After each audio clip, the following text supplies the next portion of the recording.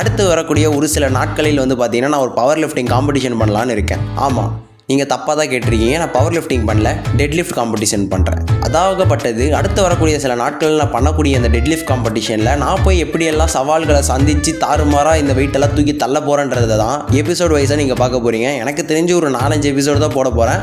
அதில் இதுதான் episode number 1.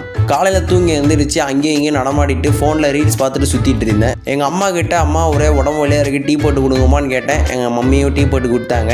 Dead lift பண்ணும்போது மட்டும் கூட ஆள் இருந்தால் தான் செம ஜாலியாக இருக்கும். வாடா நண்பா டெட் லிஃப்ட் பண்ணலாம் என் நண்பனை ஆசையோடு கூப்பிட்டு அவன் விட்ட கதையில் என் காதுலேருந்து பிளட்டே வந்துருச்சு. அவ்வளோ கதை சொல்லி இல்லை என்னால் டெட் லிஃப்ட்லாம் வர முடியாதுன்ட்டான். சரி தன்னந்தனியாக போய் டெட் லிஃப்ட்டை பர்ஃபார்மன்ஸ் பண்ணலான்னு போனேன். இன்னைக்கோட நாளில் 206 kg டெட் லிஃப்ட் பண்ணுறது தான் ஐடியா. 206 kg போட்டு தள்ளிடலான்னு ட்ரை பண்ணேன். எஸ், வழக்கம் போல் சொதப்பாமல் இந்த வாட்டி கரெக்டாக 2 ரெப்பு போயிடுச்சு. 3 ரெப் போயிருக்கணும், பட் பரவாயில்ல. இங்கேருந்து முடிச்சு ஒரு சில ஆக்சசரி ஒர்க் அவுட்லாம் பண்ணேன். எனக்கு முன்னாடி பக்கம் வந்து பார்த்தீங்கன்னா 4 பேக்ஸ் தான் இருக்குது. கீழே இருக்க 2 பேக் தெரியவே இல்லை. ரொம்ப நாளாக வருத்தத்தில் இருந்தேன். பட் கடவுள் எனக்கு முன்னாடி வச்சேன்னு நினச்சேன், தாஸ் பின்னாடி வச்சேன்னு சொல்லி முதுகில் பார்த்தீங்கன்னா 6 பேக்ஸ் கொடுத்துருக்காப்புல. ஒரே பெருமையாக இருக்குது எனக்கு.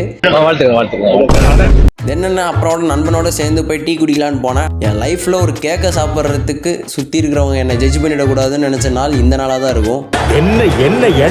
இதே மாதிரி அடுத்தடுத்த எபிசோட்ஸ்கள் அப்பப்போ வரும். மறக்காமல் பார்க்கணுன்னா ஃபாலோ பண்ணிக்கோங்க.